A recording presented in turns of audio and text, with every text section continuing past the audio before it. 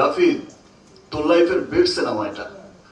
তাণ্ডব নিয়ে বলতে গেলে এক লাইনে বলতে হয় একটা অসম্ভব অসম্ভব ভালো মেকিং এর একটা সিনেমা।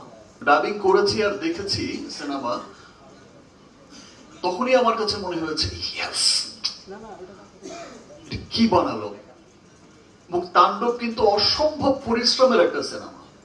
তাণ্ডবের ফাইট যেমন অসাধারণ হয়েছে, গান অসাধারণ হয়েছে, স্টোরিও অসাধারণ স্টোরি।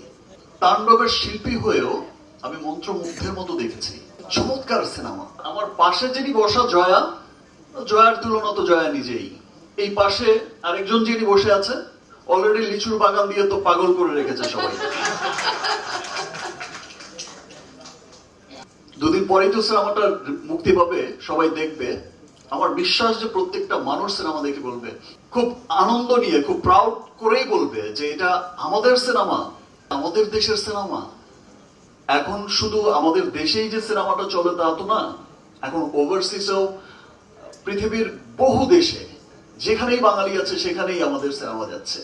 সেটা America, Canada, middle east, Europe, England, Australia, পুরো পৃথিবীময়। একদিন বলেছিলাম যে পুরো পৃথিবীতেই দাপটের সাথে চলবে আমাদের সিনেমা।